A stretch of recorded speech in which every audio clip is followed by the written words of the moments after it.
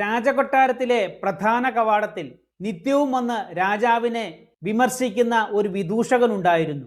അയാളെ പിടിച്ച് തടവിലാക്കാൻ സൈന്യാധിപൻ പലതവണ അനുവാദം ചോദിച്ചെങ്കിലും രാജാവ് സമ്മതിച്ചില്ല.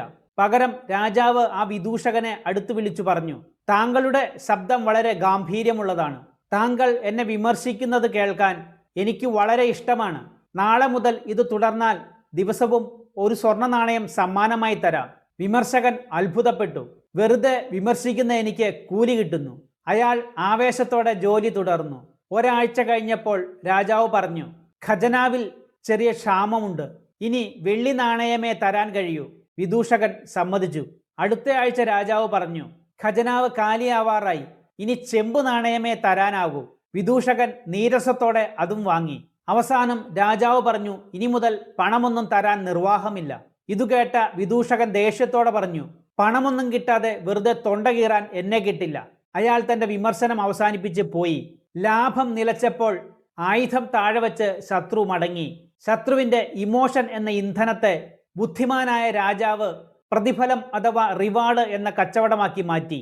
കാരണം കത്തുന്ന വികാരത്തേക്കാൾ വലിയ വിപണി മറ്റൊന്നില്ലെന്ന് രാജാവിന് അറിയാമായിരുന്നു. ശത്രുവിന്റെ കോപത്തിന് അദ്ദേഹം വിലയിട്ടു. വികാരം കച്ചവടമായതോടെ പോരാട്ടം വെറും കണക്ക് പുസ്തകമായി മാറി. അവസാനം നഷ്ടം തിരിച്ചറിഞ്ഞപ്പോൾ ശത്രു പടിയിറങ്ങി. ഓർക്കുക, ബുദ്ധിയുള്ളവൻ യുദ്ധം ജയിക്കുന്നത് വാളുകൊണ്ടല്ല, തന്ത്രപരമായി ശത്രുവിന്റെ ചിന്തകളെ കീഴടക്കിയാണ്. കാറ്റിനെ തടഞ്ഞു നിർത്താൻ ശ്രമിച്ചാൽ പായ കീറിപ്പോകും.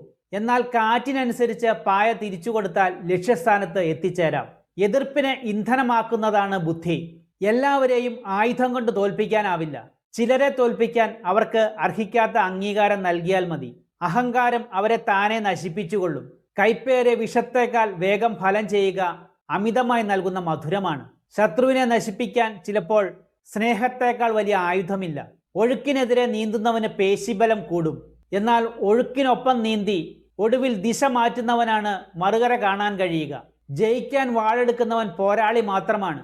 എന്നാൽ വാളെടുക്കാതെ വിജയിക്കുന്നവനാണ് യഥാർത്ഥ രാജാവ്. വീഡിയോ ഇഷ്ടപ്പെട്ടാൽ ലൈക്ക് ചെയ്യാനും ഷെയർ ചെയ്യാനും സബ്സ്ക്രൈബ് ചെയ്യാനും മടിക്കരുത്. നിങ്ങളുടെ പ്രതികരണങ്ങളാണ് എൻ്റെ ഊർജം. താങ്ക്